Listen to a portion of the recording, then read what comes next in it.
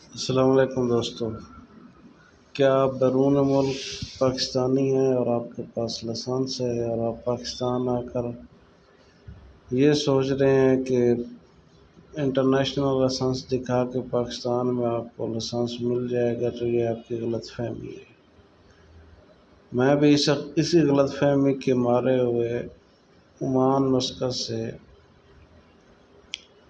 20 ریال face مطلب پاکستان کا 6-7 ہزار اور دھکے کھا کے پولیس اسٹیشن کے اور وہاں سے ویریفیکیشن کرا کے پاکستان ایمبیسی، عمان ایمبیسی اور عمان شرطہ خانہ سے پورا ایک پیپر 2 دن ضائع کر کے ایک پیج بنوا کے لایا تھا، بقول کچھ یوٹیوبر کے جو یہ بولتے تھے کہ جن کے پاس انٹرنیشنل لائسنس ہے وہ پاکستان میں جائیں، اسلام آباد میں لائسنس اتھارٹی کے دفتر میں وہ لائسنس اور وہ ویریفیکیشن والا پیپر دکھائیں اور آدھے گھنٹے میں یا ایک ہی دن میں لائسنس مل جائے گا۔ تو ان یوٹیوبر کو شرم آنی چاہیے جو مس گائیڈ کرتے ہیں۔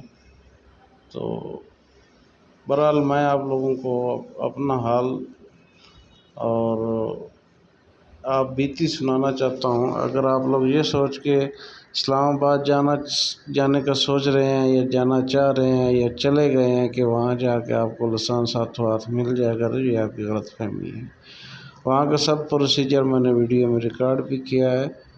تو مین چیز جو میں آپ لوگوں کو آگاہ کرنا چاہتا ہوں وہ یہ ہے کہ اگر آپ کسی دور ضلع سے جا رہے ہیں، اسلام آباد، آپ بکھر، ملتان، جنگ اور اس سائڈ سے جا رہے ہیں، تو یہ سوچ کے مت جائیں کہ جاتے ہی پیپر دکھا کے آپ کو لائسنس مل جائے گا۔ ایسا کچھ پروسیجر نہیں ہے۔ وہاں ٹیسٹ ہوتا ہے، جیسے آپ لوگوں نے پہلے عمان، مسقط یا دبئی، سعودیہ میں دیا ہے، وہ آپ سے باقاعدہ ریورس، ڈرم سلوپ، روڈ کی ٹرائی سب کچھ لیں گے، اس کے بعد لائسنس دیں گے۔ یہ مت سوچو کہ آپ کے پاس لائسنس ہے، وہ ویریفیکیشن ہے تو آپ کو مل جائے گا، نہیں۔ میں خود اس پروسیجر سے گزرا ہوں اور لائسنس لے کے آیا ہوں الحمدللہ۔ ہاں، جن لوگوں کو فل کانفیڈنس ہے کہ وہ ٹیسٹ میں پاس ہو جائیں گے وہ ضرور جائیں، لیکن ان کے لیے بھی ایک وارننگ یہ ہے کہ وہاں وہ گاڑی پرووائڈ نہیں کرتے۔ وہ پولیس والے صرف ریورس کے لیے اپنی گاڑی دیتے ہیں، ریورس کے ٹیسٹ کے لیے، باقی روڈ کا، ڈرم سلوپ کا، اس کے لیے پھر وہ بولتے ہیں کہ اپنی گاڑی لے کے آؤ۔ اب جو اتنا دور سے گیا اس کو بیچارے کے پاس گاڑی کدھر سے ہوگی؟ تو گاڑی ارینج کرنے کے لیے پھر باہر جاؤ، وہاں ٹیکسی والے سے منت سماجت کر کے کم سے کم 1000 روپیہ لیتے ہیں ٹیسٹ، اور بعض اوقات تو 2000-4000 بھی لے لیتے ہیں۔ تو میرے بھائیو، اگر آپ لوگوں کے پاس آپ کی اپنی گاڑی نہیں ہے تو بھی اسلام آباد ٹیسٹ دینے مت جائیے۔